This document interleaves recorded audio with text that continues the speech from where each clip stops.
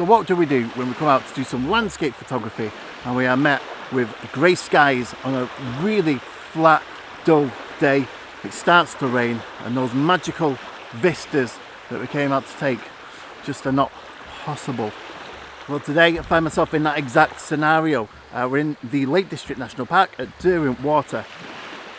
Beautiful landscape, terrible light. And we have to find a way to do something a little bit different because the subject that I've come here to shoot this morning just isn't going to work in this light. But to start off the morning, we're going to take a really simple shot. We've got really high waters here at Derwentwater following all of the storms in the UK, quite high water. So we've got some of the smaller trees that sit on the shoreline, submerged in the water. So I'm going to take a shot across Derwentwater towards Brandlehow and Grisdale Pike in the background. Like I say, it's a really grey day, so it's going to be a pretty grey shot.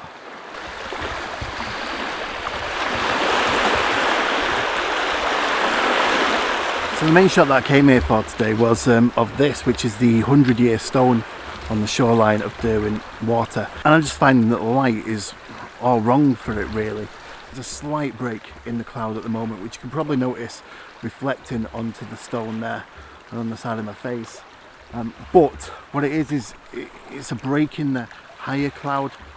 So that low cloud is still there, quite a thin layer of low cloud. And what it's doing is it's just blowing and dispersing that bright sunlight everywhere. So it's not directional, which is just actually quite flat light. Now there are a couple of compositions that I was planning on getting, one of which was to aim the camera over in that direction, but it's raining over there, it's really grey over there, there's no light really hitting that with any kind of direction, let's say that flat light. So one of the things that you can do in situations like is maybe change your concept of what was going to be in the foreground and create a background with it, so your subject can become kind of your middle ground or your background. So in this instance I was very much going to use this 100-year stone, this Millennium Stone, as the foreground across Derwentwater. An epic background, but that epic background, as you can see there, just isn't available. So what I'm going to have to do is just change around what it is that I'm doing a little bit and create a very different composition where rather than this being the foreground, I make that foreground actually into the background. So I'm going to start to do that right here on the shore, and in order to do that I've got my camera really low, and what I've got is I've got some rocks in the foreground just here and the shoreline itself in the foreground, leading up to the Millennium Stone. Got a nice bit of light just hitting off the left hand side. Now our subject is going to sit in the middle. The foreground giving depth will be the shoreline and the rocks. Our subject is then going to sit beyond them, and then in the background, fill out the composition will be the trees on the other side of the shore, and then Waller Crag, which overlooks just in the background there.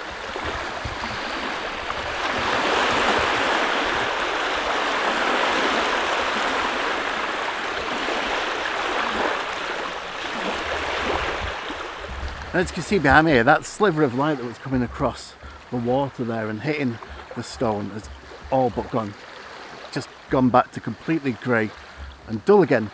So I'm going to add the 70 to 200 on. And we have to have a little bit of an explore, because what I want to do is introduce some contrast into what is otherwise a really dull, flat scene lacking in depth. I want to create some contrast by using a different foreground. So I've not had to come too far back to get a very different look to the shot. I've now got an overhanging tree canopy. Stone sat in the middle of the composition and in the middle of the depth really. I've still got all of the rocks of the shore, and just underneath the canopy I can see all through to the other side of the shore.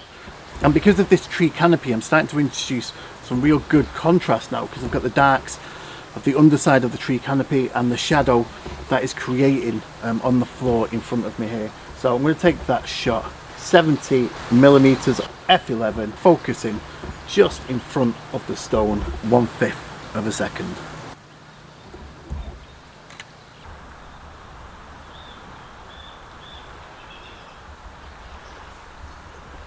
I was looking at that shot there, the angle that I'm at isn't really giving me too much look at the design that is on the inside of that split rock. So I'm just going to move back even further, see if we can get a slightly better angle. And behind you guys right now, there is a tree that's got some orange leaves left on. I'm just wondering whether putting that into the shot may add a nice little bit of colour.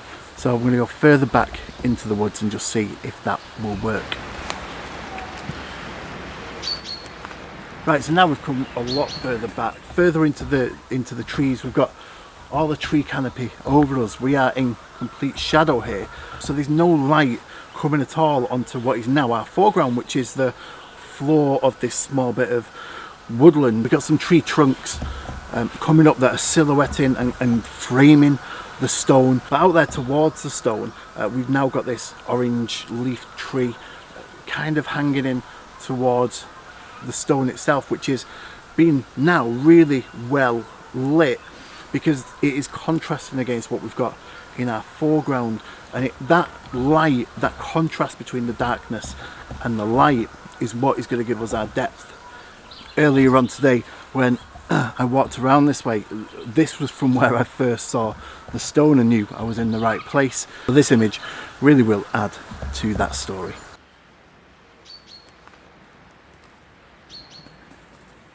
Now I can't say that nobody else has got a shot from this kind of angle and this perspective, because I'm sure they have. But one thing's for certain is I've been here now for probably about 2 hours.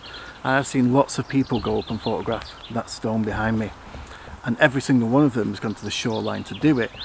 So whilst there may be thousands, hundreds of thousands of shots of that stone, I am pretty certain, based on what I've seen just from today, that there's probably only a couple of hundred shot from where we are now. So this in itself gives a really unique flavour.